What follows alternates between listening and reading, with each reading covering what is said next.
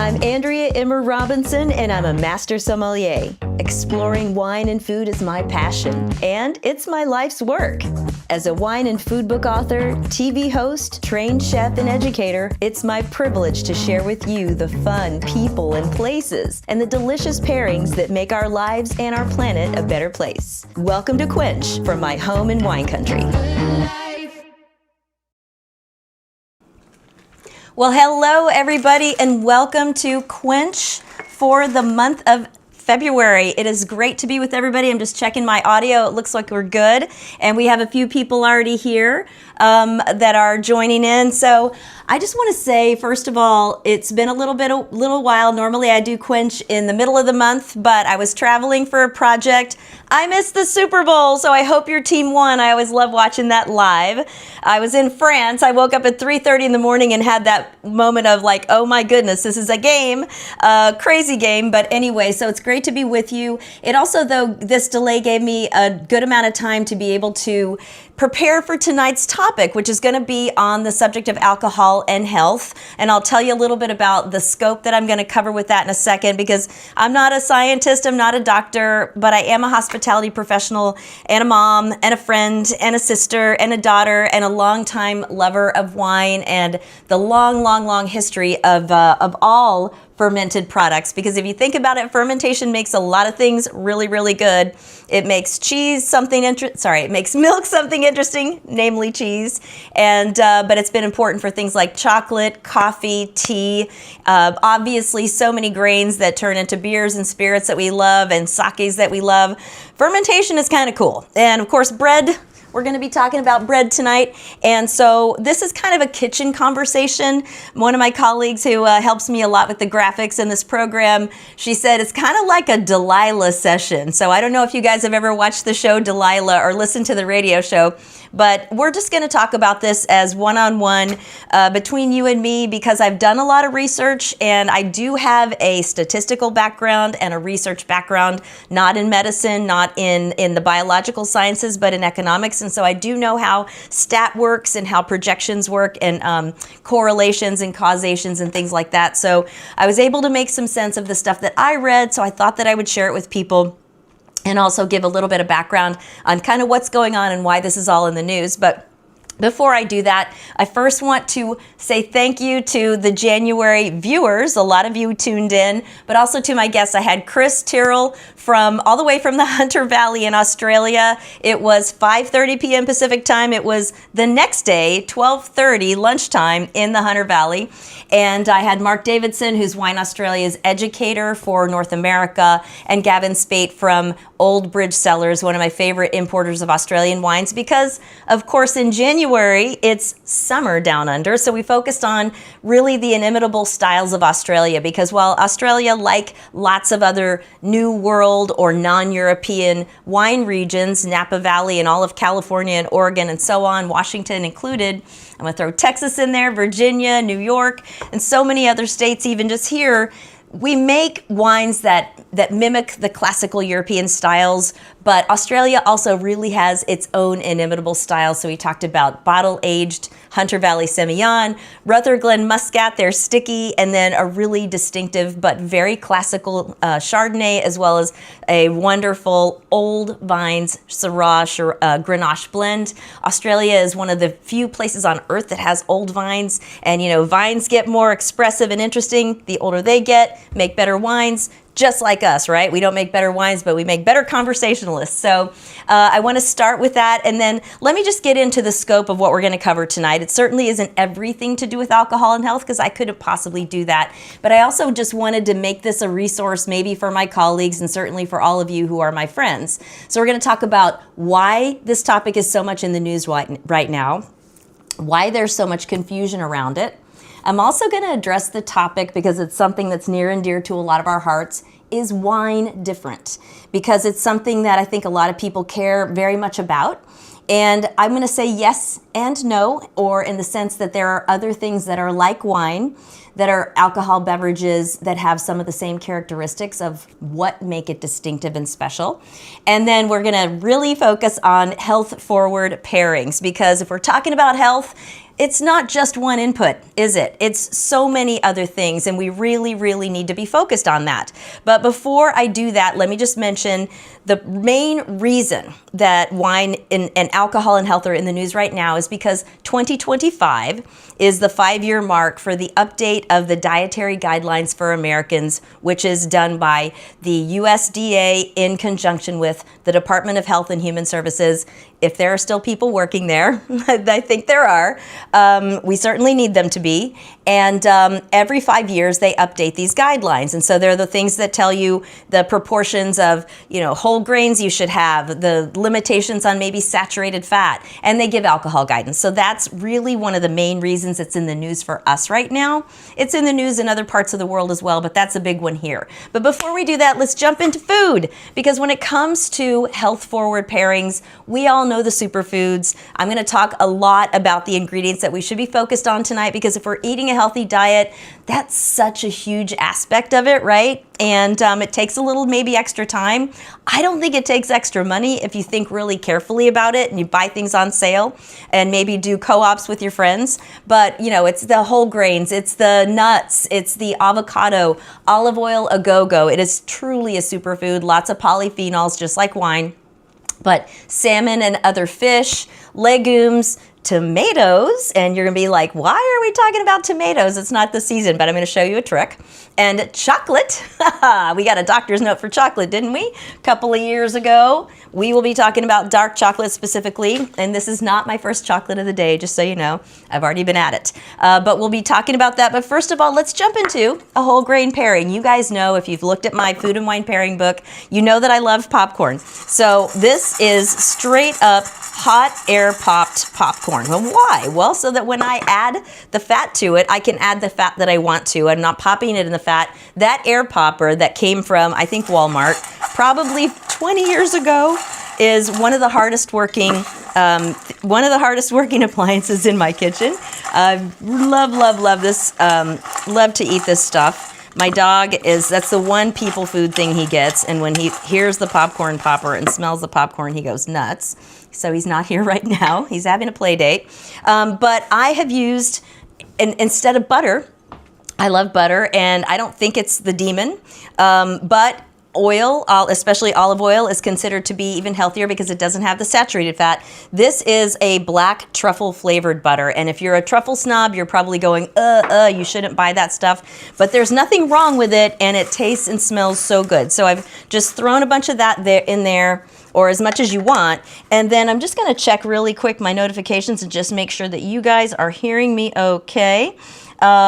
Looks like, nope, that's from, all right, hopefully everything is good audio-wise. I'm sure I would see from you on my comments, which I've already got Naj D wrapping up a sommelier course as they watch the show, and Jessica L saying hello, so thanks for tuning in.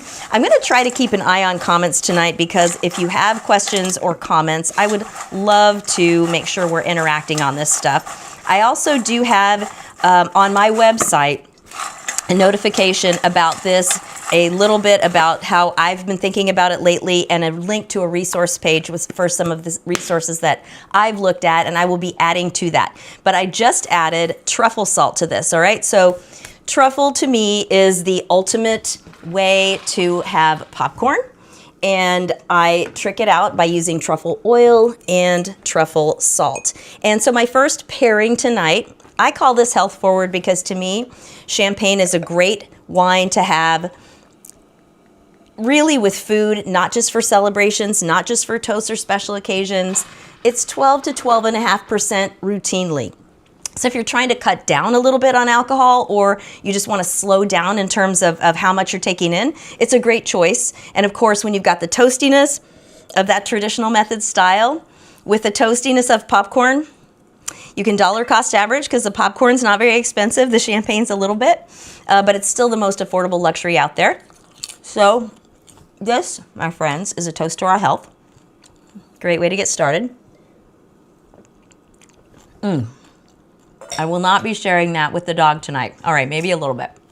He gets such a sad look on his face. Okay, so that's our starting point. And I hope wherever you are, that you are maybe having a chance to take a toast with me, because life is short, and one of the great ways that we can enjoy it and make the most of it is to have that type of quality time together. Okay, so we know it's in the news because of the update of the Dietary Guidelines for Americans. Now, let me explain what went into that, or what's going into that. There are 2 reports done by scientist groups that have been sent to the Health and Human Services and the USDA to inform their recommendations and their updates to the dietary guidelines. One is from a group called the National Academy of Science, Engineering, and Medicine. And Congress gave them about $1.5 million to do a full review of all the existing studies and do a study of the studies to determine what they would recommend. They came back with their report and found that what a lot of reports have been continuing to find, and what we've always known, is that excess alcohol consumption and increasing rates of alcohol consumption are associated with problems. I think we know that about lots and lots of things that we consume. And there is a famous Middle Ages German philosopher and scientist who came up with a quote that we shorten these days to "the dose makes the poison." And I'm just going to say right now that I believe that there is a role for moderate consumption of alcohol. Wine in particular is my favorite, in a healthy lifestyle. And we've really come to believe that over the last almost 50 years based on the studies and the data. In this newest report, there was some associations with certain types of cancers. Already our incidence of cancer is higher than we would like in this country. The additional association was small, but statistically significant. What does that mean? It means that you need to, if you have a history of cancer or significant concerns or other aspects of your health that might bring your own immunity and systems down, you should really talk to your physician about it. Things that are all bigger risks for cancer are obesity and tobacco smoking. So obviously things like a healthy diet, calorie limitation, so we're not taking in excess calories, good exercise habits, and good sleep habits, good stress management, not smoking. All of those things are our main lines of defense, but we do have to be careful about that. Otherwise, this report still found some significant positive results for a potential protective effect of moderate, low to moderate alcohol consumption on heart and other types of ailments. So basically, something that we've been learning for a long time appears to still be there. However, the second report was from an organization called the Interagency Coordinating Committee for the Prevention of Underage Drinking. Now, this one was interesting, and I heard about from our congressman here. This is a group that is supposed to be working amongst agencies on diseases, on addiction, on generalized public health policy, focusing on prevention of underage drinking. It's illegal. It's dangerous. We definitely want to be doing that. And none of us could quite understand why that committee was pulled off to do a study on alcohol guidelines for adults, legal drinking age adults. But be that as it may, that did happen. And their conclusions were very different. That there's not a safe level of alcohol consumption. They've left it as a draft for public comment, but that's where we're at. So the two competing studies are interesting and confusing as heck for people. And that's super frustrating because none of us are the experts, and we do want the experts to come in and really help us understand what we should know about everything to do with our health, especially things that we can control, right? Because we're talking about things we can control. Sometimes we can't control our stress level. There's a lot coming at you in life. But one of the ways we can maybe control our stress level is to actually get together with people.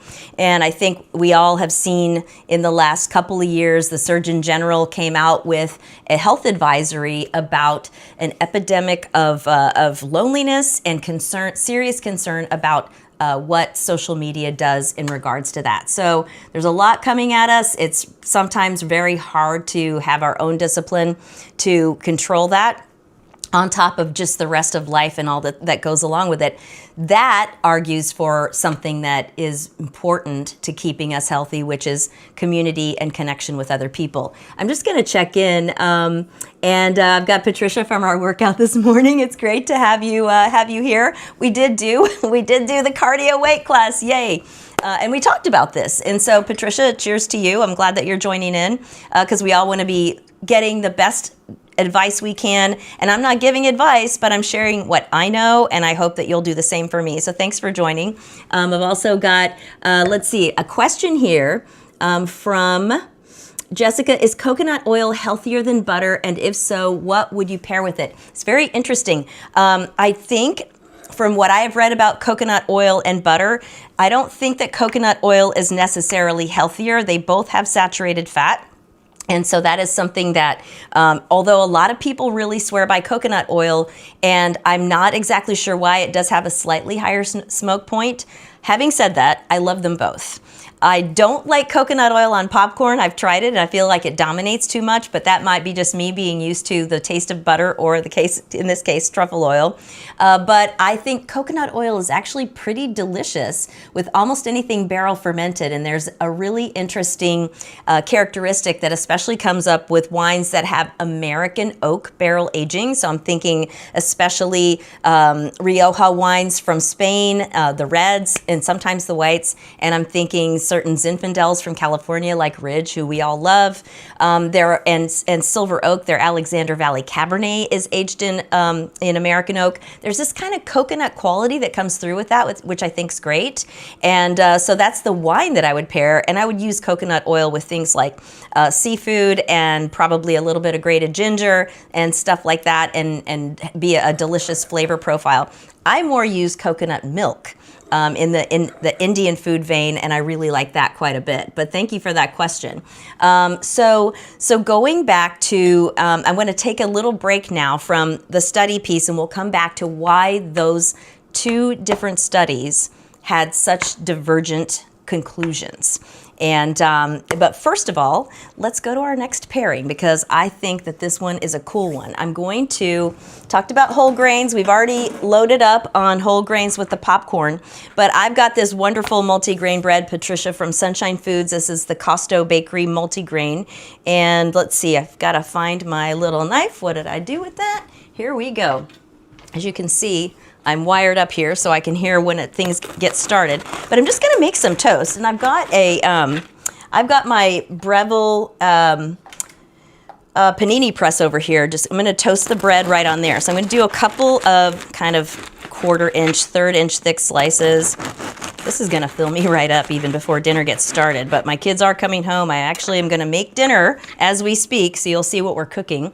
And it is pretty darn healthy, so I'm excited about it. But I've got some multigrain bread, so whole grains. And if you think about this, we just listed all those ingredients. And there's a lot of talk, and has been for years, and it's still very valid. All the studies say that it's valid about the Mediterranean diet. Whole grains, less processed food, all the things that I mentioned before, like nuts, like oily fishes, and fresh vegetables, tomatoes, of course, I've already talked about. That's where our next trick is coming. But first of all, throw these toasts onto the flat top, and then here's my tomato trick. Okay. Right now, it is not the season for the greatest tomatoes. And in fact, you go into your grocery, like I did today, and you see those big stacks of the plum tomatoes or Roma tomatoes, and it's like, I don't know about this. And we all know, we've had them in, our salads at the airport or the cafeteria or whatever, and we're like, not so much taste there. I'm going to give it flavor.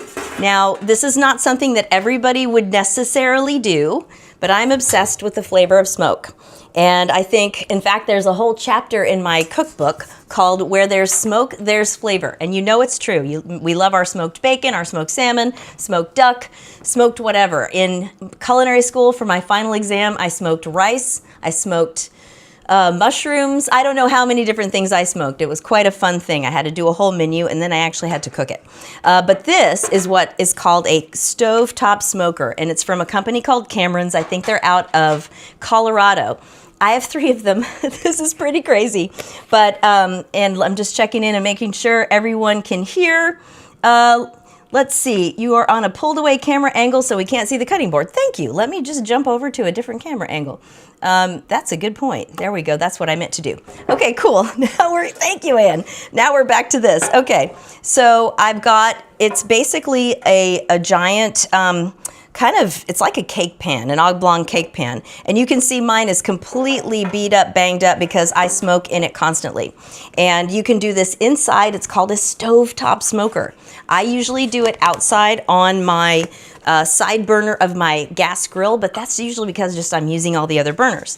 And so these are these cool little wood chips that you can order from the company. They're really almost more like a dust though, right? They're really, really small. And you just sprinkle some into the bottom. So that's kind of what that looks like. You know, about a tablespoon or so, because we're only going to smoke this for about 25 or 30 minutes. And then the next thing that goes in is a drip pan. And by the way, if you don't want to buy one of these, you can go to Serious Eats and look up stovetop smoking, and they'll show you how to trick one out just using what you have. Then a rack. And then I'm just going to put the tomatoes in there. Just cut them in halves. And then we do a little olive oil and we do a little bit of salt and pepper. And then I'll show you what happens from there. But super easy. And what you get in the end, and I've taken a video of this so I can share that on Instagram and on YouTube and on Facebook, which I'm sorry to my Facebook viewers tonight that we couldn't get that hookup to work, but sometimes Facebook's link ups are not working so well. Hard to imagine, but there you go. Sometimes even the biggest companies with the greatest technology have a little problem. Okay, so I put them face up because I don't want to lose all of the moisture, right? And I'm going to just season. Kosher salt. You could also, if you wanted to do some dried herbs or some fresh ones, I usually go for super simple because this is something that I'm going to do about 1 million different things with. And then once you get them onto, it's really medium-low heat, you'll see that the dust starts to smolder. And this slides on. It's got little grippers on both sides so it shuts completely tight, holds the smoke in. So you can do it in your kitchen if you have a decently high ceiling and a decent hood. If you have a New York City apartment, this might be a little tough, but it is so, so worth it. And when you're done, the skins are loosened, the flesh is soft. You can slip the skins right off, and then I whirl them in a food processor with a little bit of herb and a little bit of olive oil and a little bit of sherry vinegar. And you have this extraordinary, like, blow your mind taste profile that's perfect for toast. So let's check it out. And this is inspired by, has anybody ever been to Spain? This is inspired by the pan con tomate of Spain, where they typically take very fresh, perfectly in season tomatoes, rub the bread with garlic, and then rub the bread with the cut tomato. Well, when the tomatoes aren't great, this is as good or even better. And I forgot to grab the bottle of wine that I'm going to pair with it, so let me do that. It's right over here. I'm just going to leave the frame for 1 second. And here we go. Of course, being that it's a Spanish-inspired dish, I decided to do a Spanish Rioja. And it's really interesting because to me, with fresh tomatoes and the acidity of tomato, I rarely go in the direction with anything other than Italian grapes or Spanish grapes or, yeah, really those two, or French Rhone grapes and things like rosé. For some reason, those grape varieties have the spice and the acidity to match beautifully with these. So I'm curious if any of you have had any of these, have had pan con tomate. Let's see.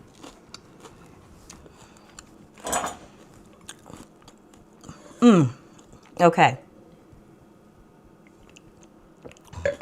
So, wow, that's insane. Okay, so the smokiness from the tomatoes with the extended barrel aging, which they're toasted barrels, they give a smoky quality to the wine. This is Remeyuri Rioja Reserva, so the Tempranillo grape primarily. And Reserva means it's aged for at least 3 years, 1 in the barrel and 2 in the bottle before release. 2015, that's probably close to a current vintage. I think I got that wine maybe 6 or 7 months ago.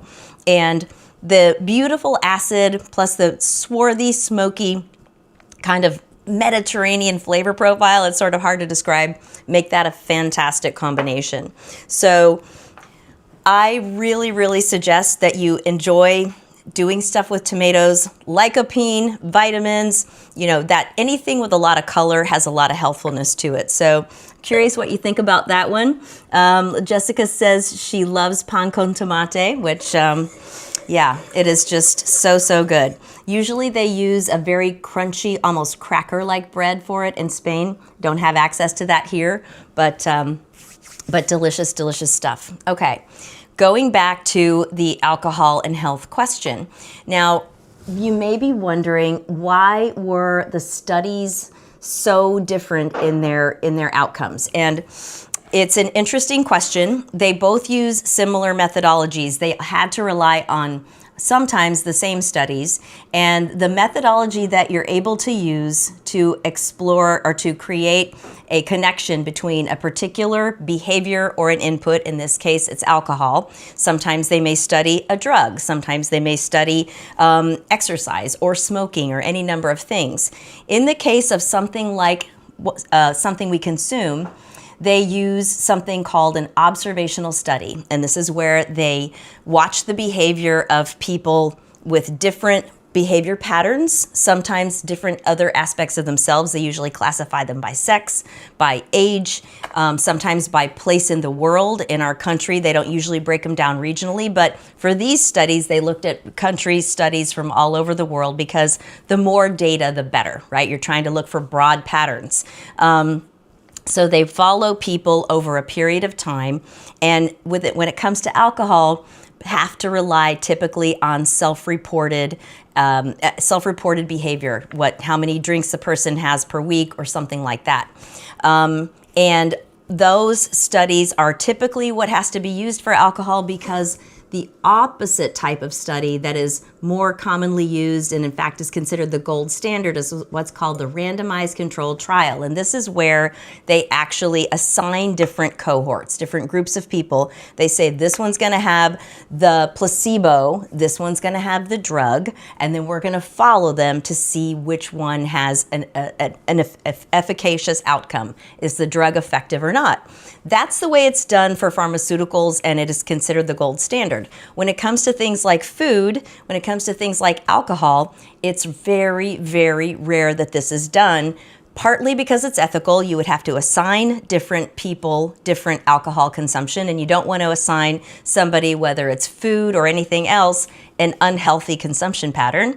And I think most of us remember the show Super Size Me, right? And we know that just in 30 days of eating strictly fast food and always the super size, that documentary filmmaker had terrible, terrible numbers on his metabolics, on his blood sugar, on all of these different things. So that's why the classical gold standard study, randomized controlled trial, can't be done for this.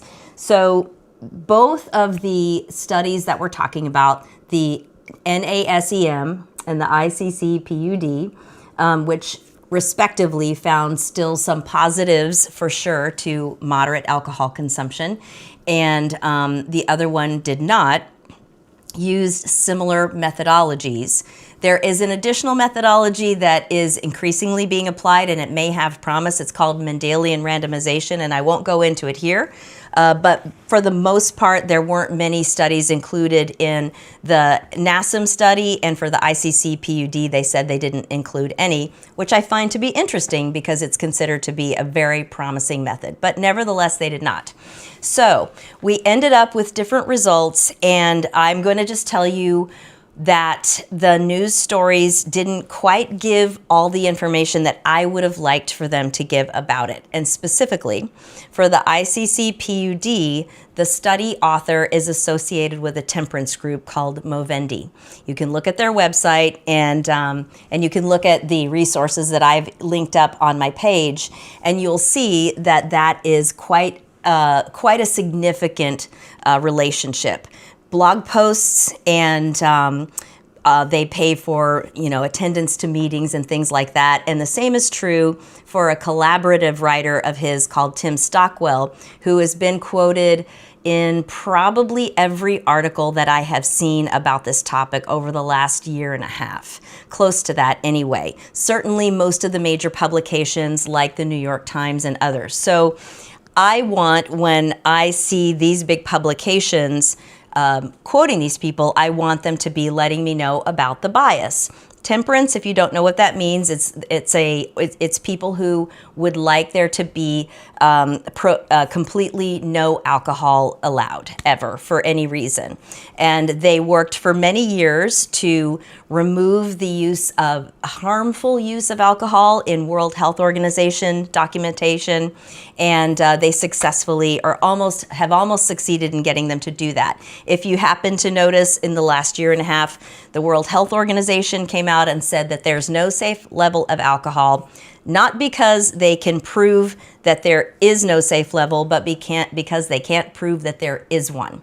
They completely reject the idea of any protective effect of moderate alcohol consumption on cardiovascular risk, even though there's still enormous evidence in many, many credible studies that exists. So I just want to put that out there because I think that's really a very big issue. The last part I'll say is that on that website, they also put their names to articles and studies in 2023 saying that they were the latest science, but then linking to reports that were 10 years old, and most of which they had written the report.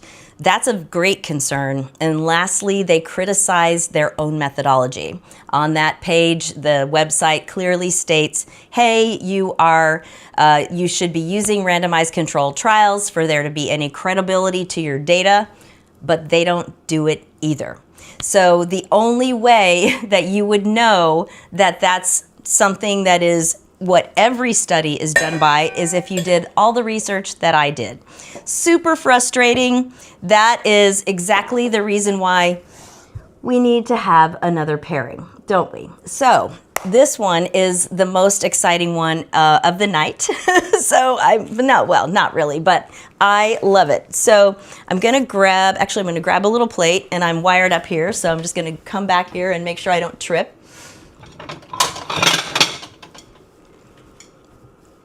But talk about superfoods. So this is going to be, I'm going to reheat this a little bit. Actually, I'm going to do a new one so it's nice and warm.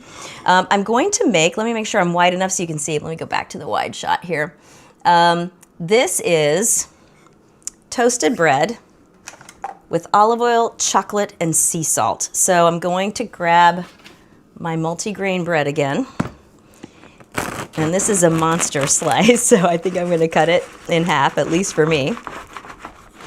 And I saw this recipe from one of my favorite New York Times culinary people. He's been around forever. I've actually know him personally. And he wrote many, many great cookbooks as well. But I thought that this was genius. So a little bit of olive oil. And you can see I have this really cool sprayer. I love this thing because you get a nice coverage of olive oil without necessarily putting a ton of fat. So you can kind of work on your calorie management that way a little bit. Toast that up a little bit. And while that's toasting, I'm going to just grate up this chocolate with a microplane. This is 90% cacao, Lindt Excellence, 90% cacao. And this is my little go-to for not the Mediterranean diet, because I don't necessarily think of chocolate as a Mediterranean diet ingredient, but I'm going to call it the Napa Valley diet. And why I say that is because this is the ultimate pairing for Napa Valley full-bodied Cabernet-based, Merlot-based, etc. red wines when you're not looking for red meat.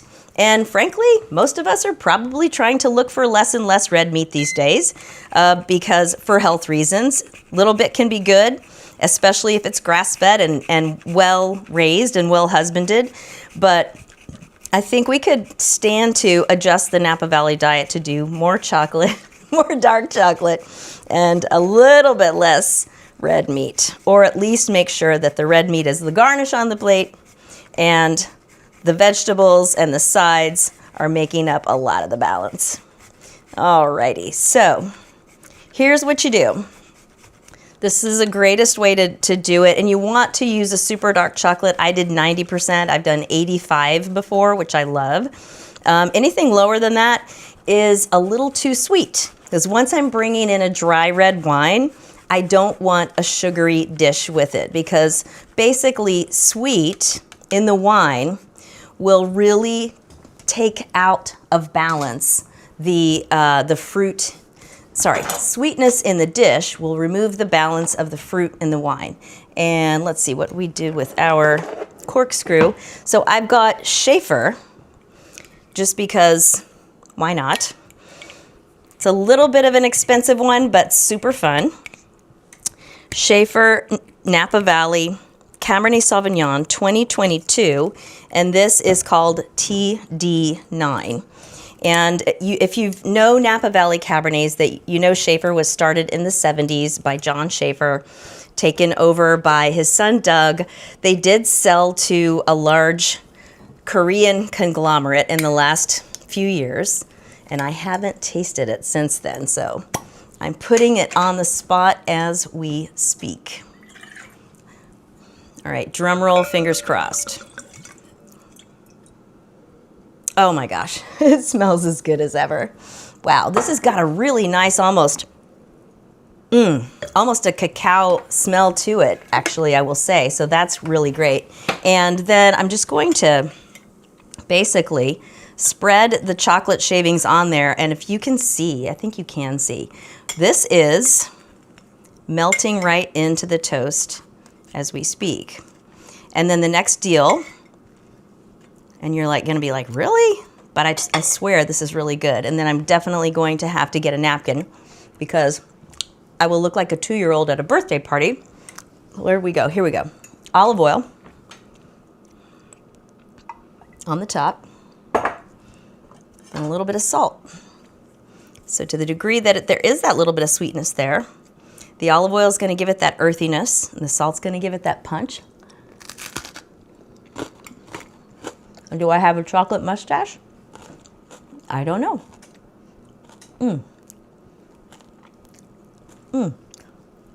Okay, here we go.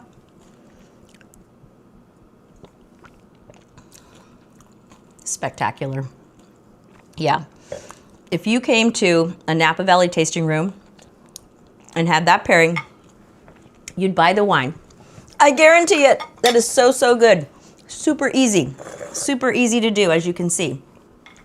Makes me think back to our Thanksgiving episode where we made toast, and we made the joke about Snoopy and Charlie Brown making toast and popcorn for Thanksgiving. I'm not such a one-trick pony. I'll show you my dish for the night with the tomatoes here in a second. So good. All right, so now let's take the idea of health-forward pairings and put it all together. I'm gonna pop the oven on, because I literally do have my kids coming home for dinner here in a second. I'm gonna do a convection bake because I can, but otherwise I'm sticking it at 375 degrees. Just checking in here. Jessica says that looks yummy. And Jeff says hi to everybody. Hey, Jeff. Okay, clean the hands real quick. And then this is what I do. It's kind of a one-dish wonder. So, baking sheet, simple. I'm going to use parchment. You don't have to. Just makes it easier clean up. If it wants to rip on me. There we go. And then a little bit of olive oil on the bottom. It's really not going to stick with what we're doing. Now, we talked about our green leafies. So I've got somewhere here baby spinach. I've been trying to make and use less trash, so I got these reusable produce bags. It's kind of cool. There's so many things to think about these days about how to be healthy and think healthy. But anyway, just put that baby spinach straight in there. You don't have to do anything. And you can put a lot. I would put the whole thing, but then it would be disproportionate to the taste of my family, so I'm gonna make it mild. And then again, olive oil, you can just pour it on there and mix it up with your hands if you want to, but this is an easy way to do it. It's a little less messy. And again, you get that nice distribution without using so much if you don't want to use too much oil, if you're trying to sort of do calorie management, which I say is really, really important these days for metabolic health. So things like your blood sugar balance and insulin and stuff like that. All right, now I've got the tomato puree. You could put this on pasta. You could put this as a sauce on your next fish tacos. But I'm just gonna mix it right in here. Throw a little bit in there. Grab some tongs. Whoops. And toss that around. And then we're doing fish. And I've got a mix here. I've got a little bit of true cod, which is milder, and a little bit of steelhead, which is gonna look like salmon to those of you who are not West Coasters and have heard of steelhead trout, which kind of is a real similar taste, texture, look, etc. Right before I went live, I pulled the skin off of it because in a dish like this is gonna cook down in that sauce, and I don't want necessarily all the skin in there. I've had great dishes of salmon where the skin was left on, but it has to be super fresh, and we wouldn't want to stew the salmon skin into what we've got going on here. So just lay the fish on top of that, and then do a little bit of seasoning to the fish itself, and then we will throw a little bit more of the sauce on there. You guys are funny. I'm watching some of the comments here. This is great. All right, and salt, pepper, nothing earth-shattering. And you might be thinking, wow, those are all different thicknesses of fish. They're gonna cook differently. Yes, I put the skinniest one in the middle because it will be protected on all sides. It'll get less heat intensity. And then I put the salmon on the side and the thicker piece of true cod.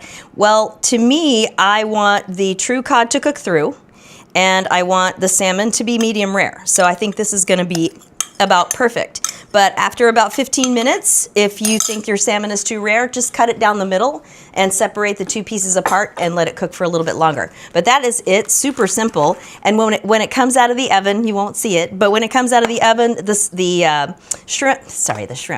spinach will be cooked all down, and it will be easy just to mix it in like a sauce. If you have non-spinach eaters in your house, they probably won't even notice that it's there, or they won't think of it as spinach, and it's just, obviously it's very beautiful. So I'm sticking that in the oven right now, and we'll wrap up with a little bit of other information. So this is such a topic that's near and dear to all of our hearts, right? Wine has been intentionally produced in ancient history, at least back to 8,000 years. In Armenia and Georgia, they've excavated wineries by swabbing them and testing them for tartaric acid, which is the main acid in wine grapes. And that's how they know that they were used specifically for wine. Now, it was also really obvious. If you look up on the internet, you'll see Patrick McGovern from University of Pennsylvania Museum. He's the lead researcher on this. You'll see pictures that it's clearly, it's a trough or a low-lying bin that people would stomp the grapes in, right? And then it has a little edge to where it can drain them off into those very famous, that we've all heard about them, ancient kvevari, the earthenware clay type pots that are huge, that are buried in the ground, which is where the wines are fermented and aged.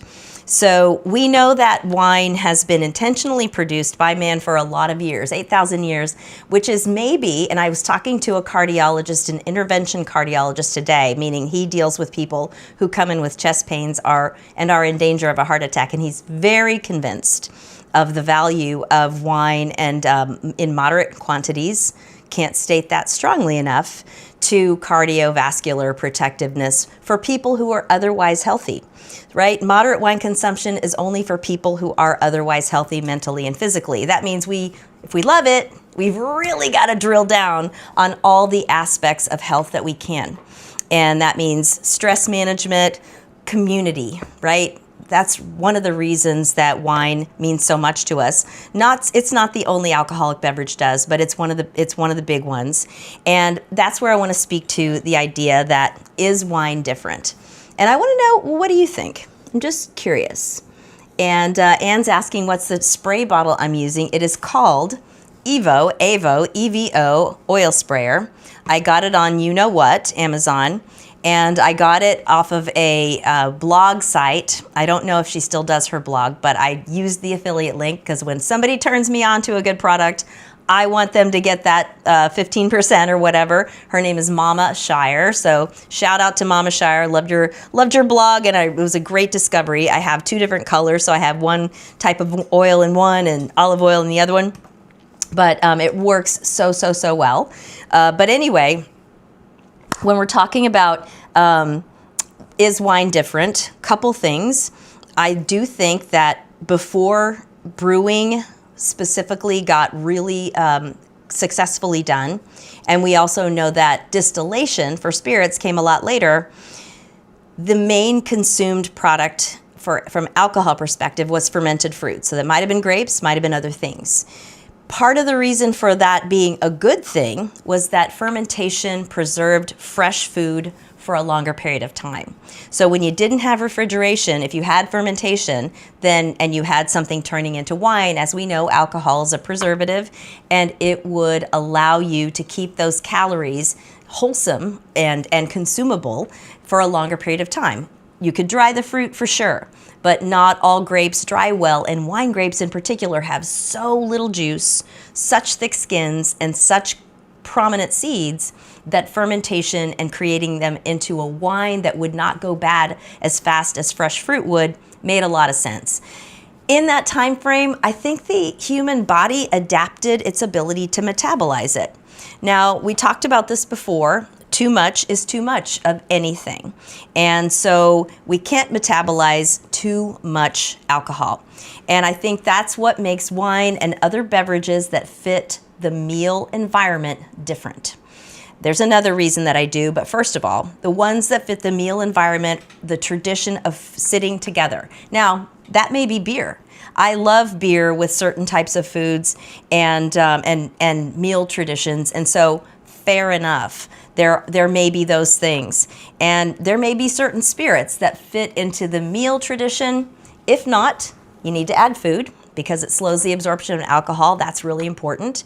And also, if not, it's got to be super moderate, and it's got to be in the context of community, which is the whole thing that makes this discussion so important. We have, as I just mentioned before, discussions about loneliness epidemics and distraction and stress.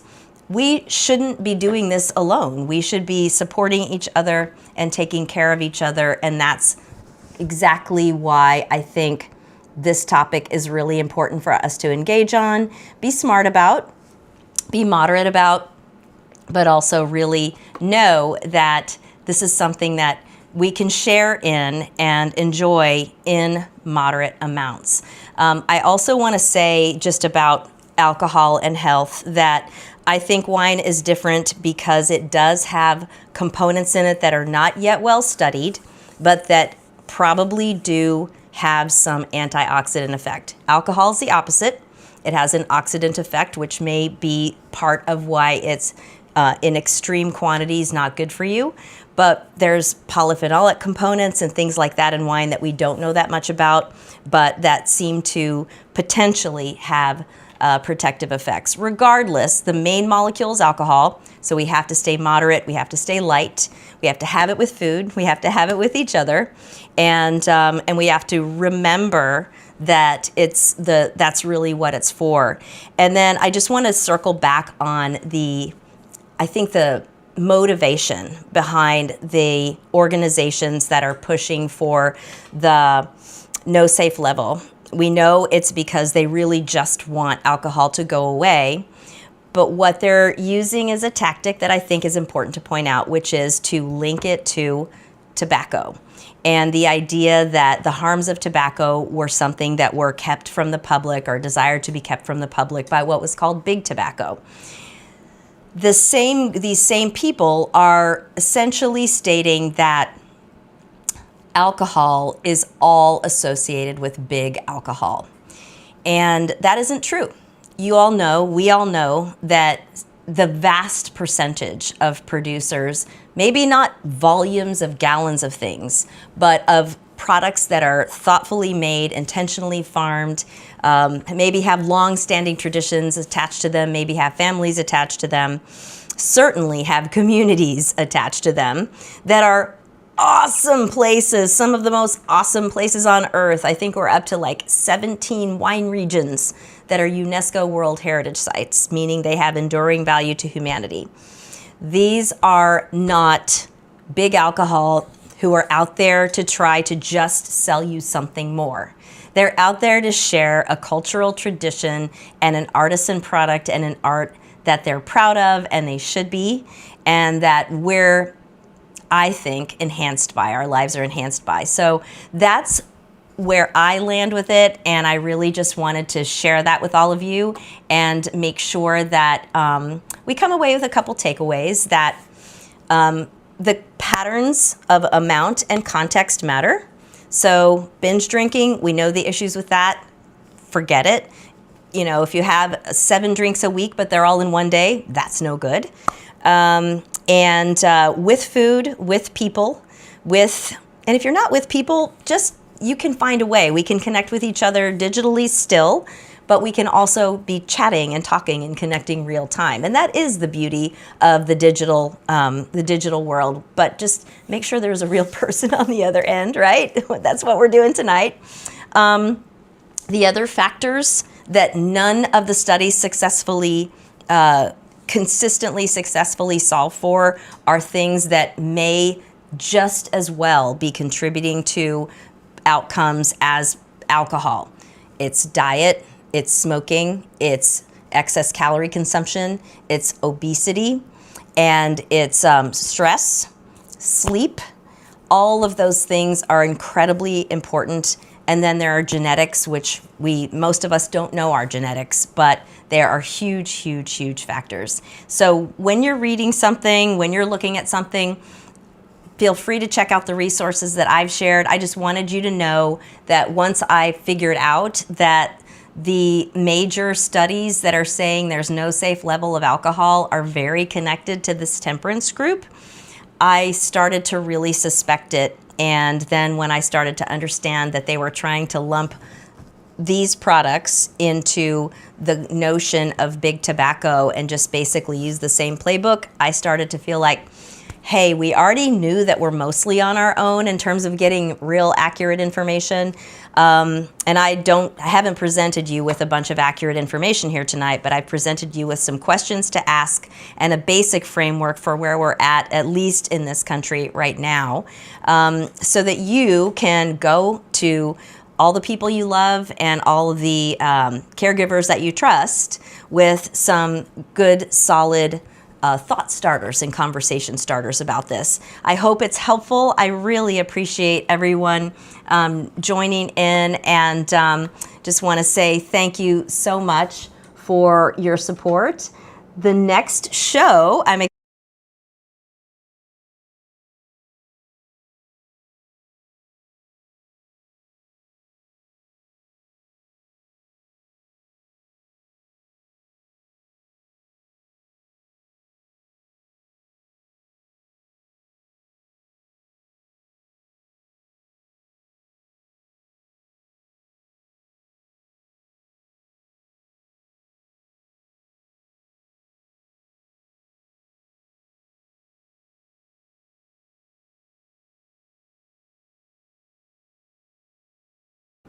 sorry, it looks like we lost the audio, and I'm not sure why that was, but apparently I didn't have my mic turned on that scene. Let me see if I can fix that real quick. There we go. Sorry, I had a little technical difficulty. This is what happens when you make dinner, host a show, produce the show, and do all the technical stuff at the same time. But thank you, Anne, for letting me know. So Share and Pair Sundays is the next wave of the Come Over October campaign. It starts on the first Sunday of spring, so Sunday, March 23rd. And so I'm moving Quench, at least for Share and Pair Sunday season, to Sundays. And I thought that would be fun. We'll do it a little bit earlier. And I'm calling it the Share and Pair Sundays tip-off because it will be March Madness. We'll just be getting going with that, with basketball, college basketball, but that'll be fun. I have no idea if 4:30 is going to invade your particular team's game time, but maybe at that point we'll still be mostly on Saturdays. We'll see. I hope so, but you can see the countdown clock there for that. And I just want to say thank you so much. Please take care of yourselves, take care of each other. And I would love your input on this and your feedback. If I got anything wrong and you're a pro about it or an expert, let me know. We're just here to help each other and make sure that we are getting straight talk from people who are coming at us from a unbiased place, or at least let us know what their biases are and why. That's fair enough. All right, love you guys. Love you like air. We will see you on the next show, and cheers to you. See you for Share and Pair.